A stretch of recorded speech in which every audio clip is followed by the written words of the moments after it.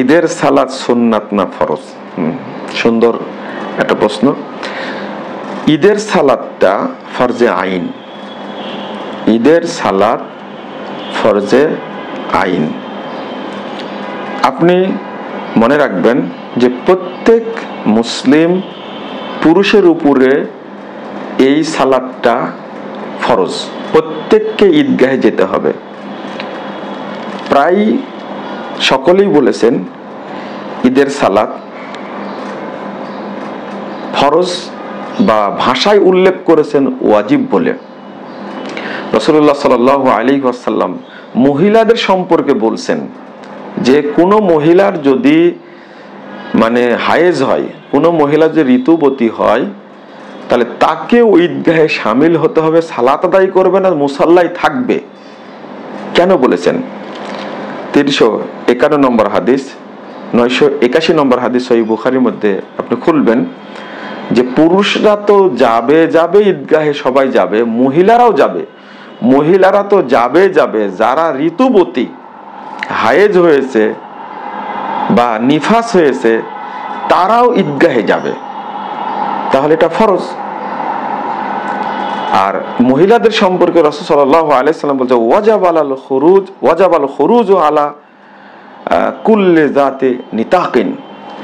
প্রাপ্তবয়স্ক যত মহিলা আছে তাদের সবার উপরে ওয়াজিব হলো ঈদগাহে যাওয়া। এটা মুসনাদ আহমদের হাদিস, 27059 নম্বর হাদিস। তো এটাই প্রশ্নটা কেন আসছে, বাংলাদেশের বহু পুরুষই ঈদ পড়ে না, আর মহিলারা তো পড়েই না। আমার গতবারের এক বক্তব্য শুনে এক মহিলা ফোন দিয়েছিলেন, তার বয়স প্রায় 77-78 বছর।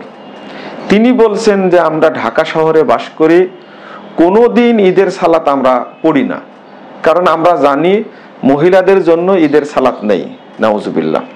অথচ ঈদের সালাতে যাওয়ার ব্যাপারে আল্লাহ রাসূল কড়াভাবে নির্দেশ দিয়েছেন মহিলাদেরকে। আর হাদিসে স্পষ্ট উল্লেখ করেছেন প্রত্যেক প্রাপ্তবয়স্কা মহিলা যারা আছে তাদেরকে ঈদগাহে যাওয়াটা ওয়াজিব। অতএব আমরা এই বিষয়টা খেয়াল রাখবো যে কোনো নারী পুরুষ যেন ঈদের সালাত বাদ না দেয়। হ্যাঁ, কোনো জায়গাতে ঈদগাহে যাওয়ার ব্যবস্থা রাখেনি, অনেকের অজুহাত আছে। বাংলাদেশে কিছু মোল্লা আছে, মূর্খ মোল্লা, আমি তাদেরকে বলবো মূর্খ মোল্লা। এই মূর্খ মোল্লারা বলে থাকে যে মহিলারা ঈদগাহে যেতে পারে না। এটা এটা তাদের মূর্খতা। আল্লাহ তাদের বুঝার তৌফিক দান করুক। আমরা তাদের জন্য দোয়া করি যে মহিলারা যদি মসজিদে যেতে চায় তাহলে মসজিদে গিয়ে সালাত পড়তে পারবে, মহিলারা জুমা পড়তে পারবে।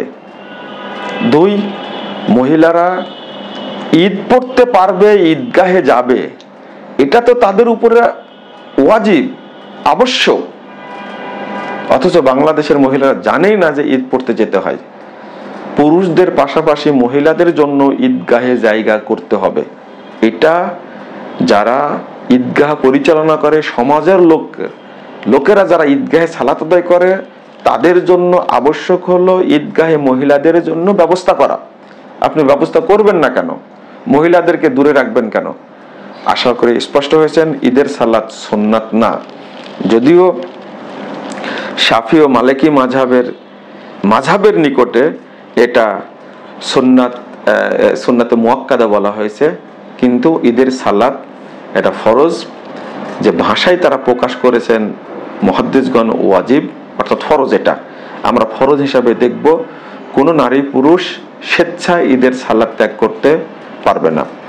কেউ যদি ঈদগাহে যেতে না পারে, বৃদ্ধ বা অসুস্থ, তাহলে তিনি শুধু 2 রাকাত সালাত আদায় করে নেবেন।